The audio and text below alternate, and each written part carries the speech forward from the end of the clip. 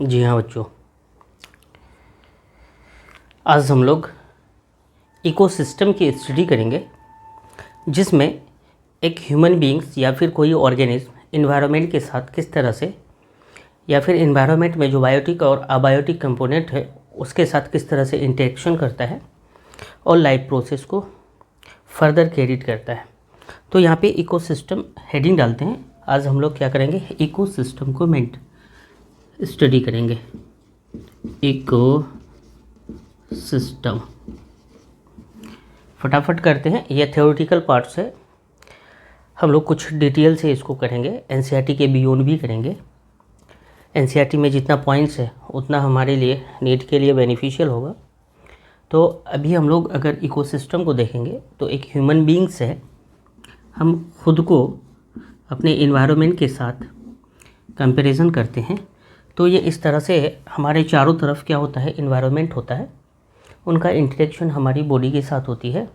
Interaction of biotic and abiotic component यहाँ पे biotic component भी हो सकता है, अबायोटिक कंपोनेंट भी हो सकता है।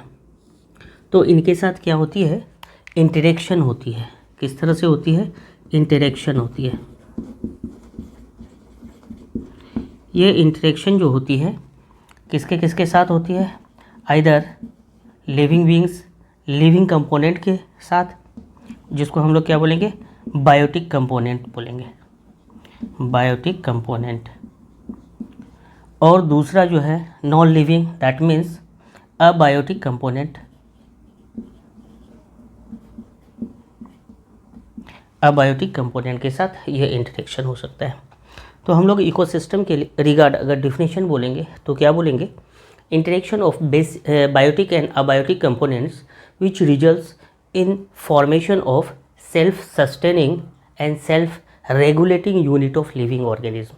सेल्फ सस्टेन करने के लिए कोई भी लिविंग ऑर्गेनिज्म इन्वायरमेंट में जो बायोटिक फैक्टर्स है, अबायोटिक फैक्टर्स है, उसके साथ किस तरह से तालमेल के साथ रहता है, एक दूसरे को फ़ायदा देता है ना, एक दूसरे को नुकसान देता है, किस तरह से इंटरेक्शन होती है और फर्दर रेगुलेट होता है, सेल्फ सस्टेन होता है। ये जो लिविंग ऑर्गेनिज्म है ये खुद को सरवाइव करता है। तो इकोसिस्टम के रिगार्ड अगर डिफिनेशन को हम लोग देखेंगे तो डिफिनेशन हम लोग मेंशन करते हैं, क्या कहेंगे definition, interaction of biotic and abiotic components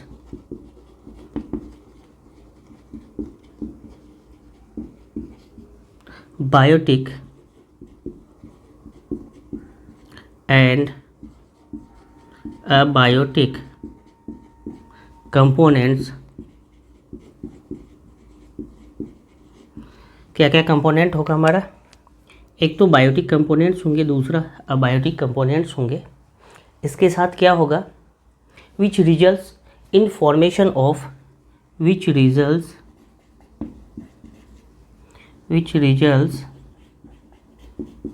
in formation of, है ना, in formation of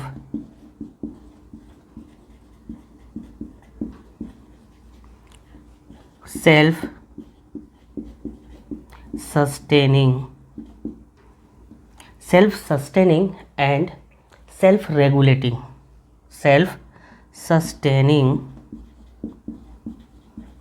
and self regulating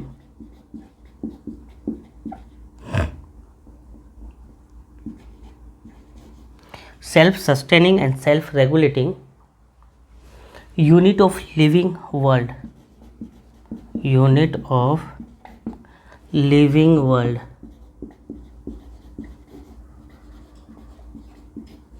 इस दुनिया में जीना है ना, सेल्फ सस्टेन करना है, खुद को रेगुलेट करना है, सेल्फ रेगुलेट करना है। तो यहाँ पे बायोटिक अबायोटिक कंपोनेंट के साथ हमारा क्या होगा, इंटरेक्शन होगा। इसी को हम लोग क्या बोलेंगे, इकोसिस्टम बोलेंगे, है ना। इसी इंटरेक्शन को हम लोग क्या बोलते हैं, कॉल्ड इकोसिस्टम। इसी को हम लोग क्या बोलेंगे, इकोसिस्टम बोलेंगे। क्लियर। टाइप्स ऑफ इकोसिस्टम हम लोग मेंशन करेंगे। Types of ecosystem.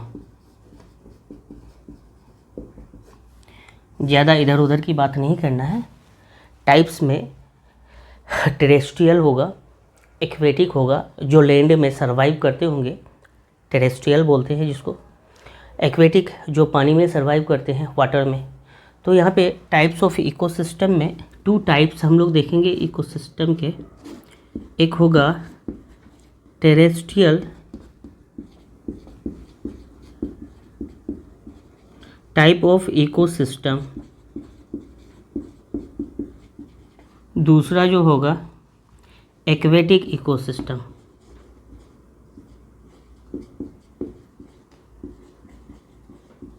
कितने तरह के इकोसिस्टम? जो लैंड में सरवाइव करता है उसको हम लोग क्या बोलेंगे? Terrestrial ecosystem. और जो वाटर में सरवाइव करते हैं उसको हम लोग क्या बोलेंगे? एक्वेटिक इकोसिस्टम बोलेंगे। अगर लैंड की बात करें तो यहाँ पे लिविंग बींग्स में फॉरेस्ट आ जाएंगे, ग्रासलैंड आ जाएगा, डेजर्ट आ जाएंगे, है ना। फॉरेस्ट, ग्रासलैंड और फिर इसके अलावा डेजर्ट आ जाएंगे। लैंड में ये सारा चीज़ होगा जिसको हम लोग क्या बोलेंगे? टेरेस्ट्रियल इकोसिस्टम बोलेंगे। और जो पानी में सरवाइव करेगा उसको हम लोग एक्वेटिक इकोसिस्टम बोलेंगे। पानी में जो लिविंग ऑर्गेनिज्म है पानी में, है ना, आसपास में, अगर ये टेरेस्ट्रियल होगा तो लैंड में लिविंग ऑर्गेनिज्म है उसका एनवायरनमेंट के साथ इंटरेक्शन होगा। और अगर एक्वेटिक इकोसिस्टम होंगे तो तालाब, समुद्र, चारों तरफ क्या होंगे उसके? एक्वेटिक, बायोटिक और अबायोटिक कंपोनेंट्स होंगे। उसको हम लोग क्या बोलेंगे? एक्वेटिक इकोसिस्टम, है ना। उसको हम लोग बोलेंगे, क्या बोलेंगे? Aquatic ecosystem. एक्वेटिक इकोसिस्टम में क्या क्या आएगा? एक तो पोंड आ जाएंगे, लेक आ जाएगा, रिवर आ जाएंगे। एग्जाम्पल में पोंड, लेक और रिवर, ये 3 हमारा इकोसिस्टम, ये जो है ये फ्रेश वाटर इकोसिस्टम है। क्या है?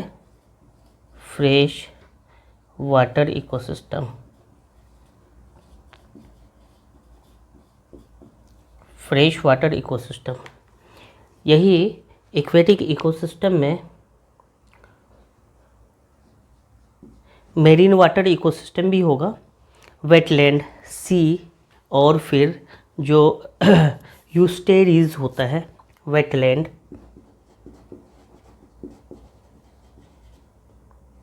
डब्लू है, वेटलैंड हो गया, सी हो गया, समुद्र, है ना, और यूस्टेरीज।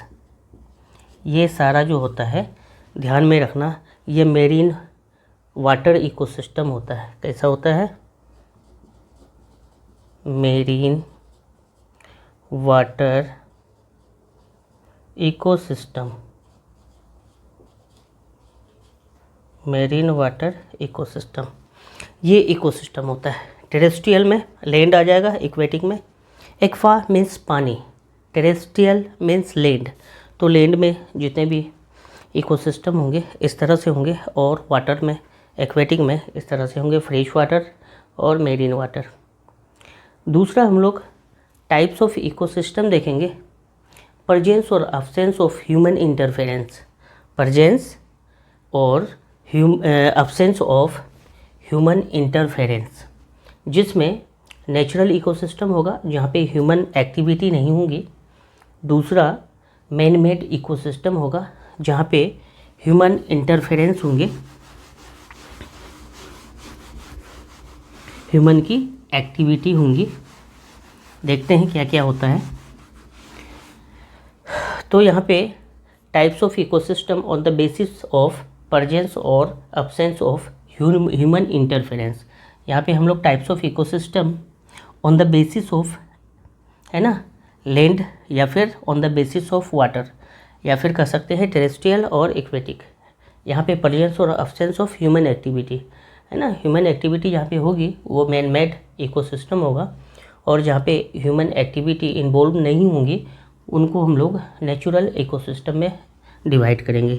तो नेक्स्ट हम लोग देखेंगे दूसरे पहलू से types of ecosystem. Types of ecosystem किस बेसिस पे टाइप्स देखेंगे? On the basis of presence और absence of human interference. Human interference, है ना। ह्यूमन इंटरफेरेंस के बिहाफ पे यहाँ पे क्या किया है, इकोसिस्टम को डिवाइड किया गया है।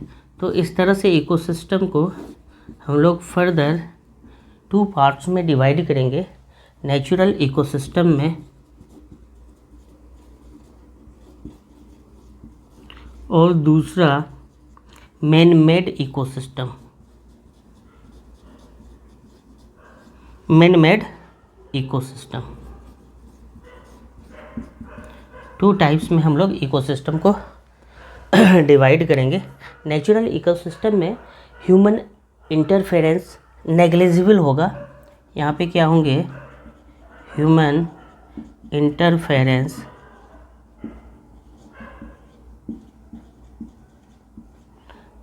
नहीं होगा। ह्यूमन इंटरफेरेंस यहाँ पे नहीं होंगे, लेकिन मैन मेड इकोसिस्टम में ह्यूमन इंटरफेरेंस होगा। क्या होगा? एस। तो ये जो ह्यूमन इंटरफेरेंस है यहाँ पे मैन मेड इकोसिस्टम में ह्यूमन इंटरफेरेंस जो है होगी, लेकिन नेचुरल इकोसिस्टम में ह्यूमन इंटरफेरेंस नेग्लिजिबल होगा। यहाँ पे एग्जांपल अगर देखें तो एग्जांपल में नेचुरल इकोसिस्टम में फॉरेस्ट, ग्रासलैंड,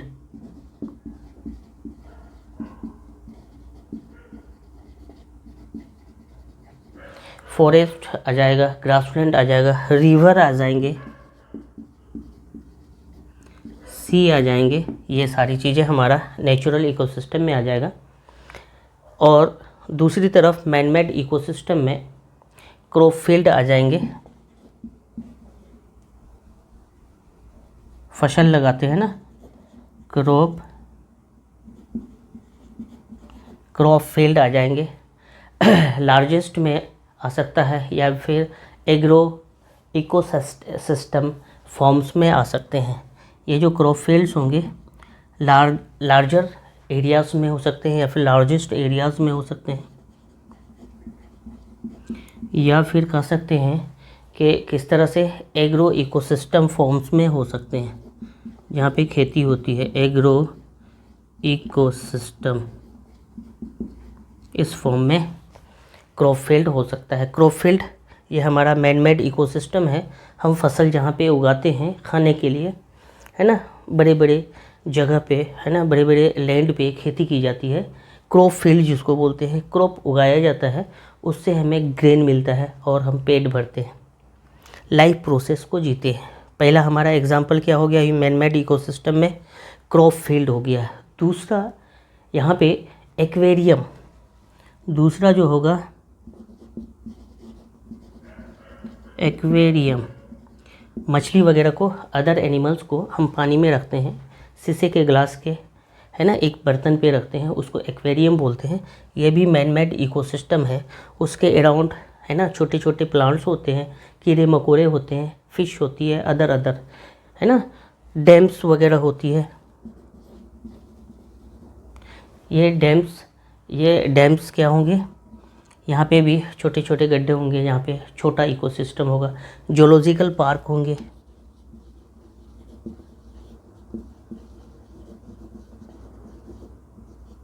जूलॉजिकल पार्क हो जाएंगे। इसके अलावा बोटानिकल गार्डन हो जाएंगे। यहीं पे मैं लिख देता हूँ बोटानिकल गार्डन।